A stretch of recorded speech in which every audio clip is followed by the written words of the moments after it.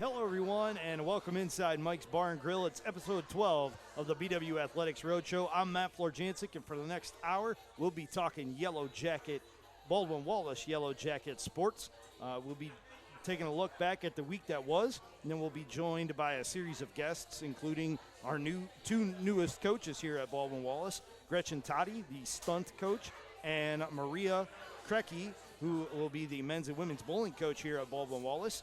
And we'll also hear from two student athletes, Aubrey Syron of the women's swimming and diving team, and Michael Beard, men's volleyball superstar. Then we'll take a look at the week ahead for the Yellow Jackets before we get on out of here.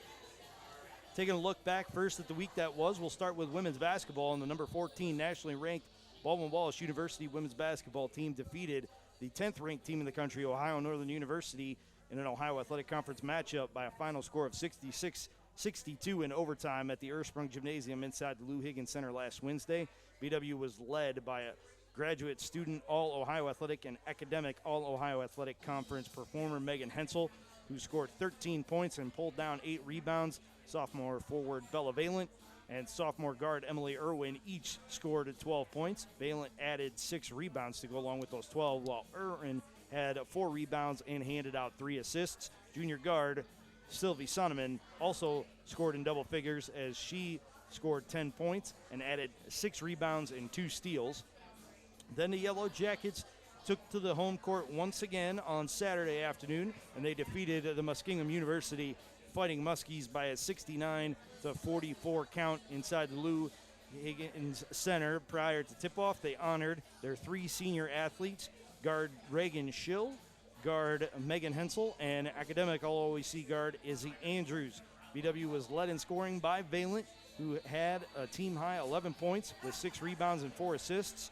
Junior guard Carolyn Wolkley added 9 points to go along with 3 rebounds and 2 assists, while Schill led the team in the first half, scoring 8 points and added 3 assists for the game.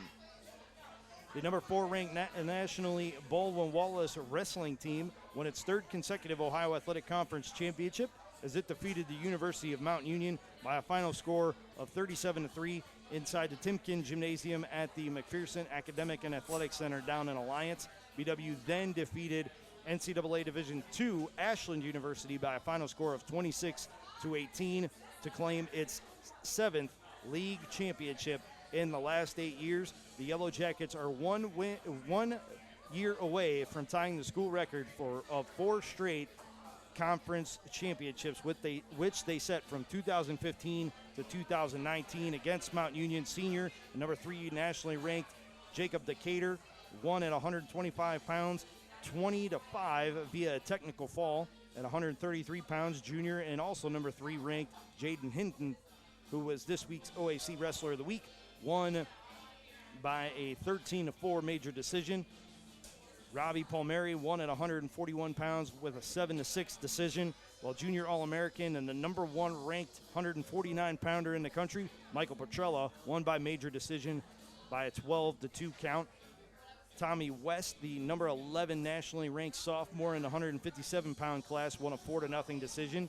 Then Hunter Kipnewski lost at 165 pounds, but senior academic All-OAC performer Luke Hopkins rebounded at 174 and won a 6-3 decision, before Griffin Rathburn won an 8-1 decision at 184 pounds, and number 4 ranked 197-pounder Doug Byrne won by pinfall in less than 2 minutes, while a senior academic All-OAC heavyweight Matthew Wirtz won by forfeit.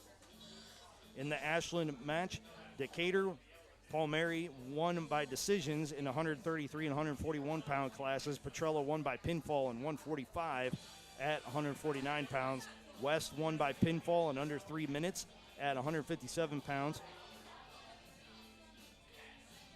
And then Byrne also won by pinfall as he defeated Kane Morris in 5 minutes and 22 seconds at the 197-pound class. The Baldwin-Wallace men's basketball team rode a second-half surge to a 72-64 victory over the Ohio Northern University Polar Bears at the ONU Sports Arena in Ada last Wednesday. Senior academic All-OAC and All-OAC performer Anthony Mazzio led all scorers as he matched the season high with 28 points. He also added a team-high 6 rebounds.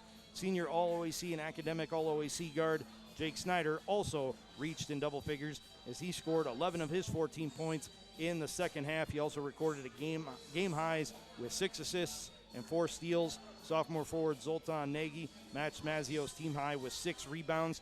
Then on Senior Day, in which the Yellow Jackets honored Snyder, Mazzio, Leon Leveski, and Jackson Simmons, they posted a 44 victory, over the Muskingum University Fighting Muskies. Sophomore Ashton Price led the way with 15 points and 3 rebounds. Simmons added 10 points, 7 rebounds, and 2 steals, while Snyder finished with 8 points, 4 rebounds, and 3 assists. The Baldwin-Wallace women's indoor track and field team hosted their second meet of the season, the mid-February meet on the Harrison Dillard track inside the Lou Higgins Center Fieldhouse. It was an unscored meet, and also junior All-American distance runner Hope Murphy traveled to the Northeast and competed at the Boston University Valentine Invitational inside the BU Track and Tennis Center. She competed in the 1 mile against athletes from NCAA's Division I, II, and III. She placed 165th in the event in a time of 5:03.49. In the mid-February meet, Jalen Chokwe won the 5,000-meter run. Junior Cassie Kulinchuk won the 1 mile run. Freshman Morgan Aloy won the 400-meter run.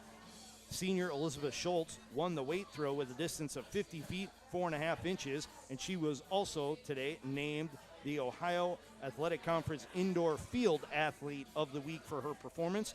The 4x400 relay team and a 4x200 relay team both brought home victories in the mid-February meet. The men's indoor track and field team also participated in the mid-February meet. Junior Carter Almady won the 5,000-meter race. Junior Garrig Stanley won the 1 mile run and then took second in the 1,000-meter run.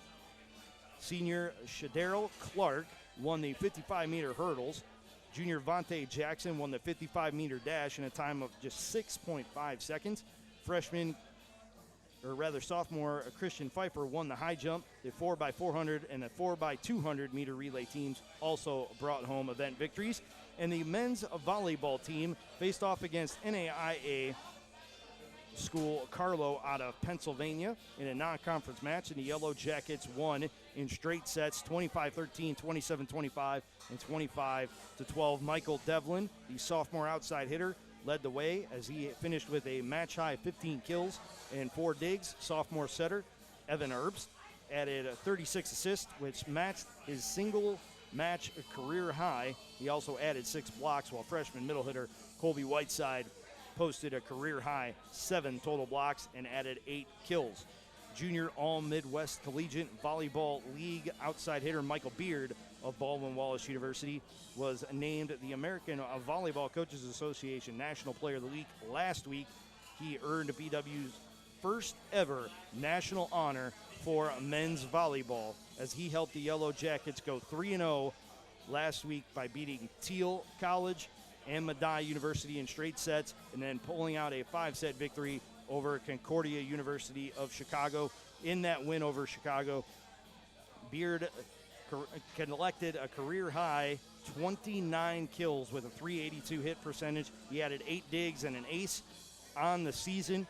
He has posted 153 kills, 67 digs, 30 aces, 16 assists, and 11 blocks in his career. He leads the program with 592 kills, 308 digs, 64 aces, 54 blocks, and 41 assists. And we are expected to hear from Michael a little bit later this evening. But right now, we're going to transition into the interview portion and talk to our new coach of stunt at Baldwin-Wallace, Gretchen Toddy. Yep.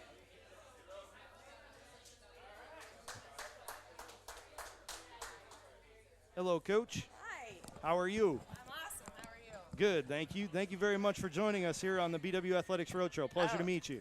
Pleasure to be here. Thank you so much. First and foremost, again, welcome to BW. How's the transition been over the last few weeks, joining the program and really help getting the program off the ground? It's been so welcoming. Everyone is just fabulous to be around, extremely helpful. I've been here a week, so this is week number 2 getting started, and it is just so exciting to be bringing a brand new sport to BW and having it be its 25th, and it's for the women, and it's going to be just an incredible addition to what we have to offer. Yeah, there's no doubt about it. It's a very diverse set of athletes that BW serves, but this is a new type of athlete that maybe BW hasn't seen before. For those who are new to the sport of stunt, how would you describe it? Stunt is an offshoot of your traditional cheer. So it takes away the leadership component where you're yelling with your crowd, and you're taking all of those highly developed athletic skills and you're putting them in a 4-quarter game. So you have jumps and tumbling, you have partner stunts, you have pyramids, and you have 2 teams who learn the exact same routines and go head to head in competition style. So you're looking to be as perfect and flawless within those athletic skills as possible, and that's the team that's going to win. Okay, so how long is your season? How many, I don't know if you call it games or matches or what, but how many do you compete in during the year? It's a minimum of 6, okay. And it is a winter sport, so winter, spring. So February 1st is the beginning of our season, and it could go through May. Okay, yeah, if on the really, really good side, it goes through May, right? Exactly. Nice, very nice. So you come to BW from St. Edward High School, where you were the cheerleading coach for 23 years? 23 years. So how has how did that experience at St. Ed's help you to prepare for what you're going to face here at Baldwin-Wallace? You know, St. Ed's is so classy, and the athletic tradition there is second to none. So my aspiration when I'm training my athletes there is to aspire to be at the collegiate level. So I'm always looking for that higher level work, that higher level of discipline, because that's what is expected at Ed's. We don't just sit down and play on the sidelines. We get in, we get dirty with everybody else. It's seen as an athletic sport at St. Ed's, and that's how we treat those young ladies and men who also cheer with us. Yeah, so because St. Ed's is an all-boys school, you have to go to other area schools to get the cheerleaders, correct? Correct. The girls would come from Magnificat and St. Joseph Academy. Okay. How does that kind of help you now when you're looking at the potential recruiting base for what you're going to need to help build this program up at BW? The recruiting process is really similar to any other sport because there are certain positions that I'm looking for. So I'm looking for a base, I'm looking for a back, I'm looking for a top, I'm looking for a tumbler. So I am really looking for positions to strategically put together a team that I can rotate these athletes in and out based upon the routine that is called. What's the ideal team size in terms of roster, and how many athletes are on the court at one given time? 16 is really the minimum to have because that would be the highest number in one of the rounds. But we'll either have 6 or 9 or 12 on the floor at a time. Okay. And up to 16 during the biggest one. So I'm looking to build a roster ideally more than 16, looking into the 24, possibly 30 range at max. Do each of your athletes have to be well-rounded, able to do multiple things, or are there opportunities for maybe like somebody to specialize in one thing over the other? Like you started talking about positions, but does that, I guess, for each of the different quarters that you play or participate, do you have specialty, like specialized disciplines? I will. I'm looking for gymnasts as well, not just the traditional cheer athlete that's come through the program, but I need solid tumbling, and you looking at gymnasts to come on board, and then you can teach them some of these other aspects. But a lot of people will specialize, but also just inherent in the sport of cheer, you're going to have multi-talented people for different positions. When you look at the opportunity that you have at BW, building up your own program, is it more so a challenge or a great opportunity to start from scratch? This is an incredible opportunity. I thrive on building something from the bottom because you've got to have those basic fundamentals. and to come and just set that bar right away is just going to set for the history of this program here at the university. So I'm all in. I am so excited. I got that vibe really quickly when you sat down that this was you're as energized about this as anybody, really, and that to me is nice to see because you're the face of the program. Like it starts with you, and then you have to build the roster and whatnot. So you have to have that energy to help make it go. And I think they found the perfect candidate with you to help build this program. Thank you so much. So, when have you've competed in stunt, correct, or coached in stunt before? I've been a stunt official. Yeah. Okay. Yes. So what's that experience like to go from being an official to being the coach who may get upset with the officials now? Actually, it's not quite the same as a football official. So I don't think many things are, to be honest with you. But defense does win football games, and that's exactly the strategy that we have in stunt. Because as an official, I'm looking for the mistakes. Okay. I'm looking for the foot placement that was wrong. I'm looking for the counts that were off. Because it's the team with the least amount of errors that's going to win that point. Okay. So as a coach, I'm a stickler. We'll just put it right like that. I love the discipline. I love the sharpness, and I want it just right. To me, it kind of seems similar, different athletic skill set, but similar to like figure skating, where there's a certain number of elements that a figure skater has to do in the program, and that's how they're judged, is how they perform in each element. Is that fair to make that comparison to stunt? It is. Okay. It is. And everyone in the country that has this stunt program, we all learn the exact same routines. Okay. So that way we are competing apples to apples Even the entire field. time. Yep. And that's why NCAA is going to be sanctioning this. Okay. That's why we're going to get it on there, because there's just no level of objectivity there. How popular is it on a collegiate level? Like, how many programs around the country have stunt? Well, Michigan Big Blue, Michigan State, Kentucky. Okay. We got some big players in here, too. So this is an open division. It's not just Division I, Division II, Division III. You're competing against some heavy hitters. Potentially, yeah. In fact, Ashland is on their way down to compete with Kentucky and Michigan State next week.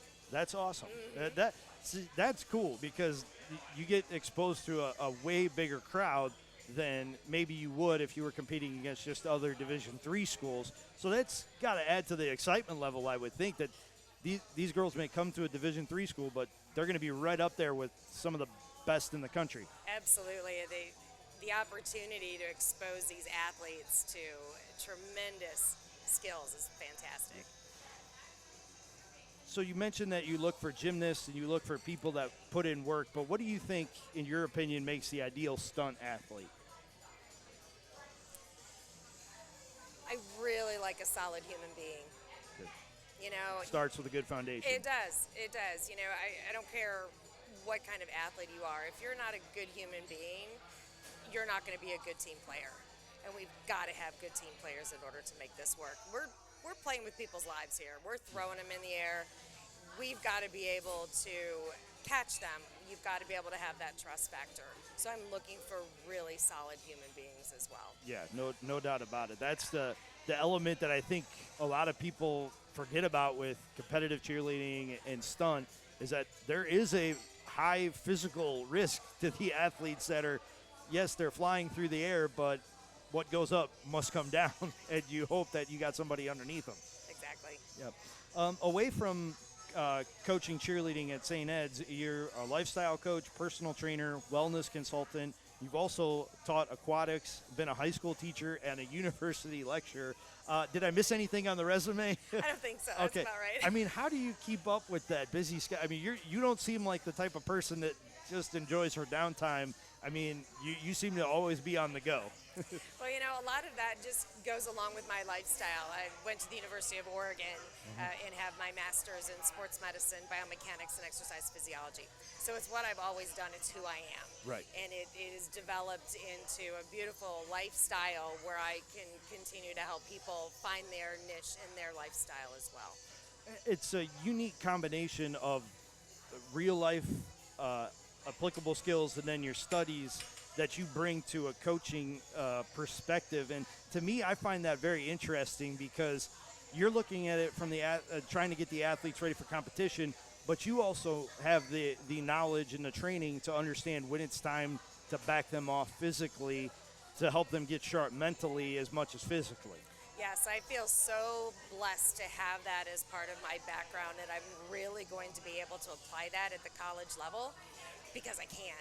You know, it's not as easy at the high school level to do that, but I will be able to train them at a higher level, and my eye is just so into the biomechanics. Bodies, I love my bodies, and to be able to work with these college athletes to get the mechanical advantage that we need to make these things happen is also going to make it safer for us. Right. So to really get in there and just use all my science geek makes me so happy. Yeah, you look very excited just talking about that, and I could just imagine like what a coaching session with you would be like, because you're giving them your experience as stunt coach, cheerleading coach, and then you're also giving them the back end of it, and I think that's going to help give you a really well-rounded team, and I wish you best of luck with that. Thank you. Before we get on out of here, for those interested in joining the BW Stunt program, what are these prospective, easy enough for me to say, prospective student athletes do to get in contact with you about the program? Yeah, just hit me up right here at the university. We'll have all our social medias getting ready to go, but it's just like any other recruiting process. Get you registered online through the university. There's also a lot of the cheerleaders use another recruiting tool called Captain U, and we can filter them right in through there so we can start contacting them. Awesome. Well, Coach, good luck building the program. I can't wait to see what stunt looks like on the BW floor. Pleasure. Thank you so much. That's Gretchen Toddy, the new stunt coach here at Baldwin-Wallace University. The 25th athletic program at the university, and right now we're going to bring on one of the other newest coaches, and that would be Maria Krecky, who is the new bowling coach, men's and women's bowling coach here at Baldwin-Wallace. And Coach, thank you very much for joining us. Thank you for having me. Welcome to the program. Thank you. And also welcome to the university. You can move your cord out of the way of your microphone there. There you go. Got it. Nope. All right. Well, welcome to the program, the athletic program overall. What's it been like to become a head coach? I mean, it's been really exciting. Today was my first day, so you're starting right in the frying pan. Yep, exactly. So, I'm not even actually living here yet, so it's all very overwhelming but very exciting and definitely a dream job for me. So yeah, no doubt about it. This is an opportunity for you to start a program from scratch, and technically you're starting two, because you're starting a men's and you're starting a women's program. And I understand that the women are NCAA sanctioned and the men will be treated as a varsity sport, but it's more of a club situation. Mm-hmm. What was it about this opportunity that made you want to come to Baldwin-Wallace? Yeah, I mean, I've always wanted to do some sort of opportunity like this. This just kind of happened to fall in the right place at the right time. And for me personally, I just kind of started looking all around for an opportunity like this. And when I found Baldwin-Wallace and the opportunity posting, I was like, wow, this is just an incredible fit for me to be able to go out and recruit and do the whole starting from scratch thing and be able to build something. It's kind of like my child. You know, I get to build it up from the ground up, and that's really exciting, on top of the fact that I get to go out and have my own professional career on top of it. So just together, twofold, makes it a really great experience. Not worried at all about overworking yourself with two programs and a job on the side? No, honestly, I came from a place where I was working 4 jobs because I was a professional bowler and had my part-time job, full-time job, and this is honestly, to me, just one big job altogether. So that's awesome. And I love bowling, so I can't imagine myself not wanting to do it. Yeah, speaking of bowling, you are a member of the Professional Women's Bowling Association. How long have you been a PWBA member, and what tournaments do you participate in? Yeah, so just this year is the first year that I'm doing it, so I only registered about a month ago. Before then, I did professional tournaments, just never as the member itself. So this year, I will be going out and doing the entire PWBA tour, which is pretty much the entire summertime, taking up, few different stops here and there, but I'll be traveling all across the country to do those. What's that experience like, just getting to travel around the country competing against the best bowlers in the world? It's incredibly exciting, honestly. Like I said, it's a dream come true to be able to go out and do those kind of things. I can't even put into words how exciting it is, and there's always so many good people when you go out there, and so much support on top of it, and you make friends along the way, and you're very competitive with all these people, but it's just such a good, welcoming community. Yeah, bowling is fun to participate in, even if you're just doing it recreationally. Absolutely. But it's also fun to watch it done at the highest level. Like, people love to watch golf, and that's not really necessarily my speed. But if you give me a good bowling competition, I'm out there and I'm watching it. Even if it's 1:30 in the morning and I just can't sleep, I'm turning on FS1 and watching it, because it's fun to see it done at the highest level. Very much.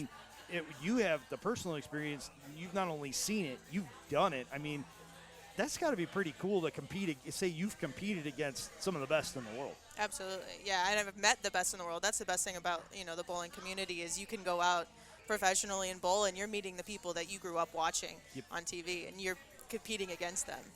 So, obviously, we talked about you joining the PWBA tour and spending all summer on the tour, but before you get to that, you have to get really good at bowling. When did the journey start for you, and what have you done to get to this point?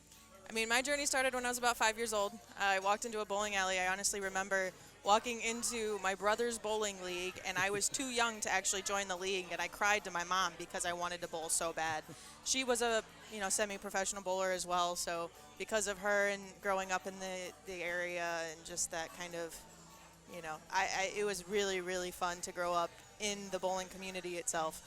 That's where I started, and then ended up bowling in high school and college, and now I'm a professional. Bowling is a sport that has gained popularity in terms of becoming a varsity sport at the high school level in Ohio for quite a few years now.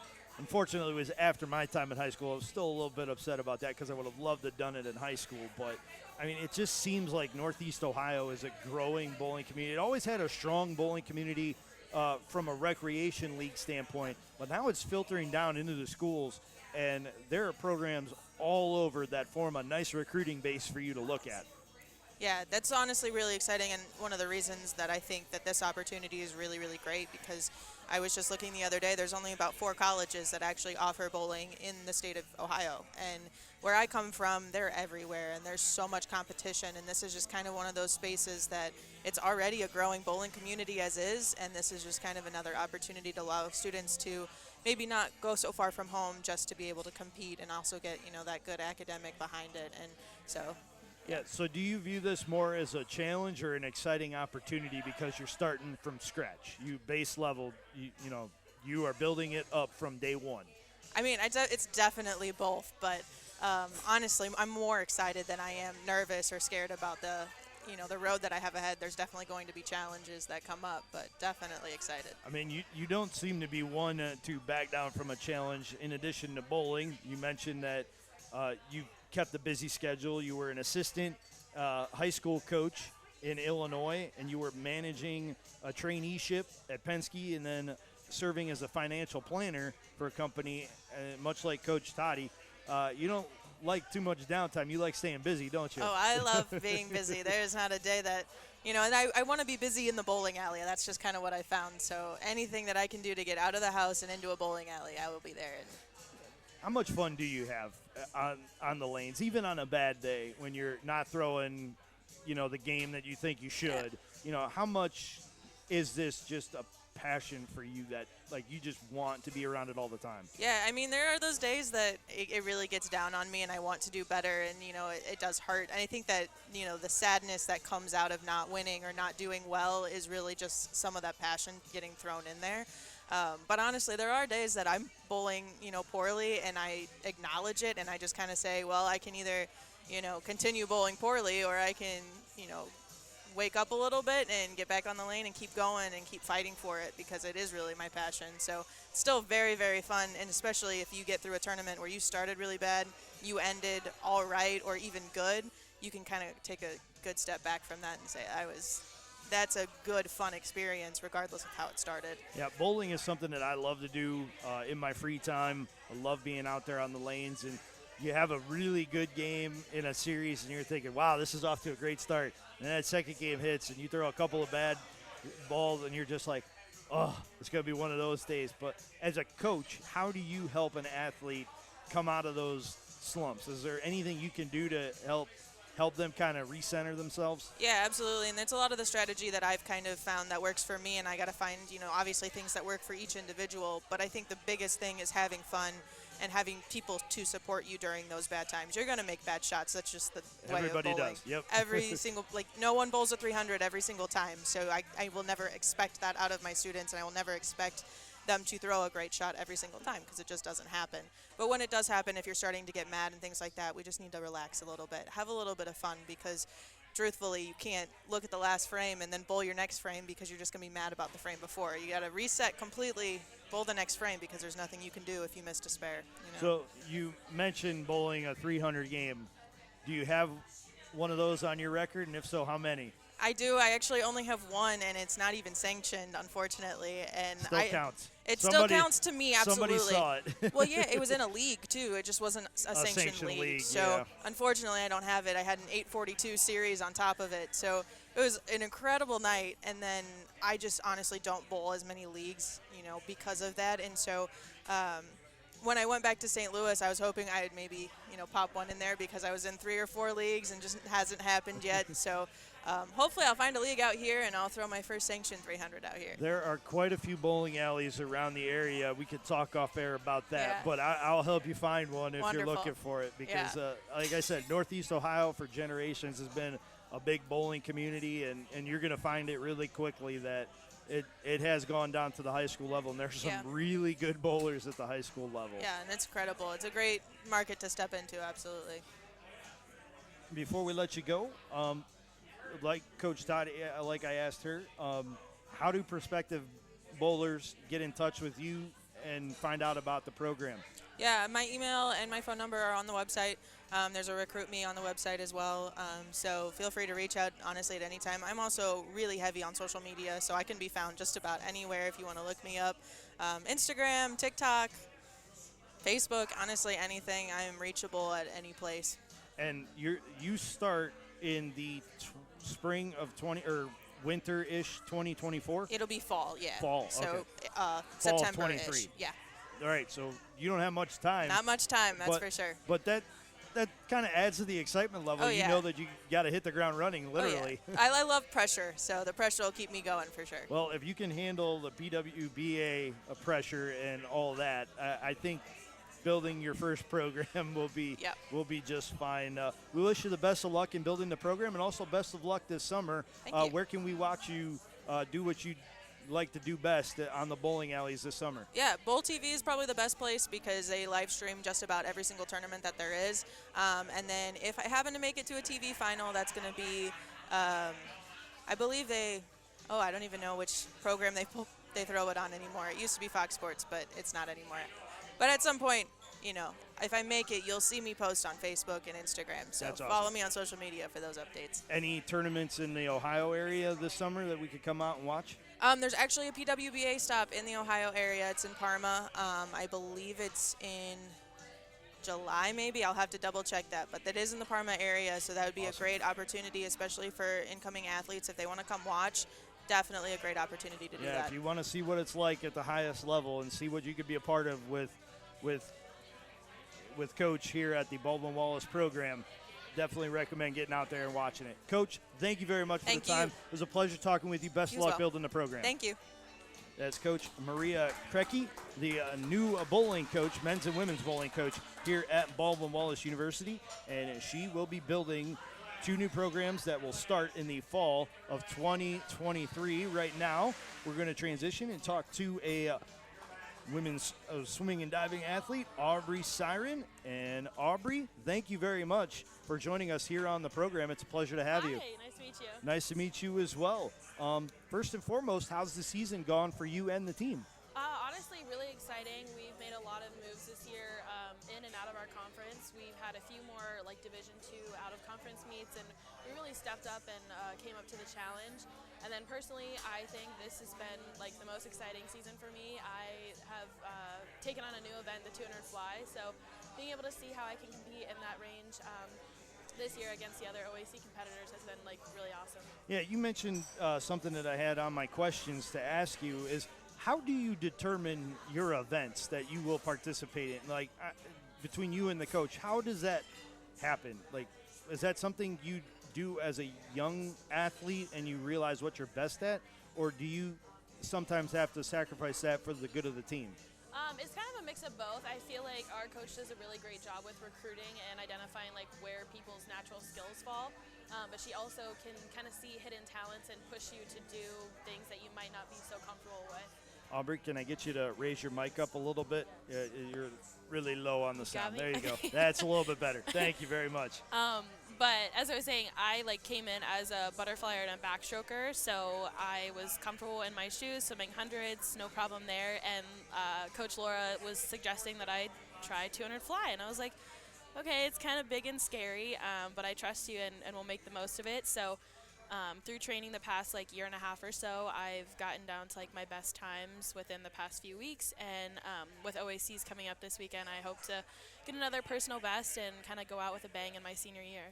Is this going to be your last year with the program? Yes, Nice. 4 years wrapped up and tied with a bow on top. So Can I ask you, when you're doing multiple events, how do you mentally switch from one to the other to the point where you don't accidentally use the wrong stroke? I mean, it seems like a very simple question, and it's probably something you don't ever think about, and knock on wood, hopefully I didn't just jinx you. But seriously, I mean, that's just, there's so much going on from event to event to event, and you've got to switch your mindset right away. I mean, how do you develop that? I feel like it takes a lot of experience because, I coach a young age group at this point in my life, and telling them what they're swimming before they go off the blocks is literally my only job. That's the most important thing, to remind these little kids what the stroke is, what it looks like. And then at this level, I think because we are all at such a high experience level, there isn't really a question of what you're doing because it's muscle memory and you have the love of the sport, so you know what to go in and what to expect with. So it's kind of just coming down to you are thoughtless, and oftentimes this sounds terrible. I black out during my events. I don't even know what my body's doing. It kind of just takes over. So it is a weird sensation to jump into a bucket of water and let your body take over. So yeah. And that's another level of mental toughness that I think some athletes don't have to deal with, but you having the multiple disciplines, I mean, you really do have to be mentally tough, but as you said, have that ability to just give your mind a break and let your body take over, essentially. Yeah, exactly. So I think giving a cheers to swimming, it's definitely a split ratio of maybe 60-40 of that mental toughness, because your body can do a lot and take a lot of damage, but convincing yourself that you can do it is a whole other piece to it.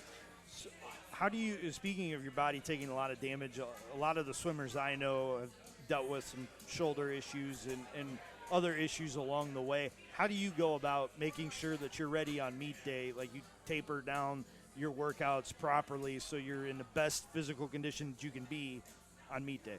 Honestly, my biggest pre-meet routine is music. I know that has nothing to do with the physicality of it, but that really gets me in my mindset. But throughout the years, our coaches have really instilled a great sense of what it means to be warmed up and how to know that your body is ready for that. So and working with our athletic trainers too, it's a great team to have those resources that not only show you what to do, but teach you why it's important, and that kind of trickles down into our seniors who, like me, might have learned something last week about the warm-up routine, and also our freshmen that are kind of coming in off of different coaching styles and different priorities from their own athletic careers, and how it kind of changes in the game of the collegiate level. So what's on your playlist? Oh, gosh.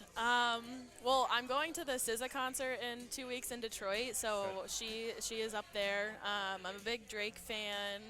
The Weeknd, Frank Ocean, some sad stuff, but it still gets me hyped up somehow. So. No, I get it.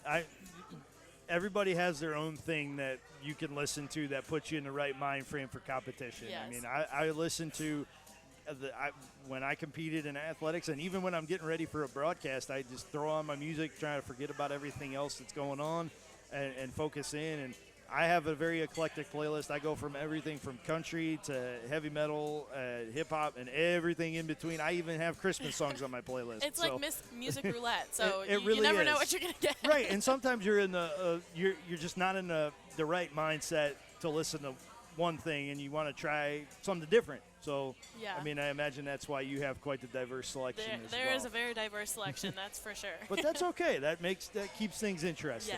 Yes. Out of the swimming pool, you're a psychology major, correct? Yes. So what made you choose psychology as your field of study? Prior to college, I actually was wanting to do education. I love working with kids. I wanted to be a third grade science teacher, and I was set that was my career path. But my senior year of high school, I took AP Psychology with one of my favorite teachers I've ever had, and just the introduction to the mental medicine side of what your brain does was really intriguing to me. So I've kind of like geared my path to combine both of those things of working with kids and also working with the mental side. So big picture, I hope to work with student athletes in the future and encompass, again, that mental toughness piece of how you can balance that as a student and an athlete. So you want to be in some kind of coaching capacity then? Yeah, coaching on the side, but I think there is a profession of sports psychology, Right. so kind of gearing towards that. But I've found a liking towards working with high school students. I think that's a really tough age range where you're figuring things out and there's pulling from all these different directions. So being able to kind of like shed a light on it's going to be okay and these are normal things to experience is something that I really hope to give back to those kids someday. It's such a hard thing to see kids go through these days. Not only do they have the pressures of school and athletic competition, but there's an element that I didn't have to deal with when I was a student athlete in high school, social media. Yeah. I mean, that's a huge impact on young people's lives, positively or negatively. I mean, how do you go about kind of helping them navigate what is very uncharted and quite honestly could be dangerous waters for them? Yeah, I'm currently the assistant coach at the Berea Mid-Park High School over here just down the road, and I think having the advantage of being closer to their age over our other coaches is kind of a benefit that I can relate to things and just like understand what the trends are and things like that just a little bit more than the average. But putting in perspective that, it's a dual life of being a student athlete, and student comes first, absolutely, but you also want to give your best and give your all into being an athlete, of course. So giving them like the little toolkit I like to call of confidence and time management, just all those good qualities that you want to instill in your athletes, not only teaching them how to swim and how to do it right, but also what can you get out of being just an athlete and understanding that lifestyle. So Aubrey, this week it's the Ohio Athletic Conference Championship meet down at the University of Akron. It starts on Wednesday and runs through Saturday. How many events will you be competing in for Baldwin-Wallace? Individually, I will be swimming 3, the 200 IM, 100 butterfly, and 200 butterfly, and then partaking in 2 of our relays, the 200 and 400 medley relays, swimming butterfly on those as well. What's your favorite? Butterfly, if you couldn't tell. Yeah. 200 fly honestly has jumped up my list. Like I said, I kind of was nervous to swallow that pill when our coach had introduced the idea to me, and I was like, ugh, that's a lot of butterfly. That'll tire you out. But I think it slowly becomes something that I'm proud to say that I can do because there aren't many people who are up to that. So being able to train it differently and having a really good teacher, Coach Laura, to be able to introduce me to it has been great to instill the confidence that I can do it. Are the different strokes, is there one that's more physically demanding than the other? I mean, everybody, when you watch the Olympics, it looks so simple and so easy because they're doing it at such a high level. But when you're actually doing it, I mean, it definitely looks more strenuous when you look at it from a different perspective. I would argue that butterfly is probably up there being the most strenuous, but I also have to give it up to breaststrokers because I cannot swim breaststroke to save my life, and I know even after swimming a short 50 in my 200 IM that my legs are shot. It's a whole body workout, and I think that's a pro and a con to being a swimmer of you can do it intensely as an athlete or you can do it leisurely as an adult to stay in shape. So I would argue butterfly and breaststroke are up there for sure. Yeah. And before we get on out of here with you, what is it going to take for you to be at the top of the podium this weekend, and what's it going to take for the team to reach the level of success that you hope it does? Oh, wow. I mean, I think obviously that physical performance is there, but our team does a really great job of bringing the energy. Like, there is nothing like experiencing an OAC, specifically a Saturday night final, when all the student athletes there are ready to wrap it up, but also ready to kind of give their last performances. I think our team is very family-like, and we're all there for each other. So it's really exciting to see the freshmen experience this for the first time, and give a nice send-off to our seniors. Is there a chance that you could make one of the cuts for the NCAA meet? How close are you? I don't believe that I could personally, but I know we have a few outstanding sophomores actually that have a really good shot. So we're hoping to see great performances this weekend. Awesome. Well, Aubrey, thank you very much for the time. It was a pleasure to meet you. Thanks Best so of much. luck this weekend down at the University of Akron. Thank you. And hopefully you bring home some hardware for the Yellow Jackets. Hope so. Thank you. That's Aubrey Syron, a women's swimming and diving star athlete. And we're going to close out the show with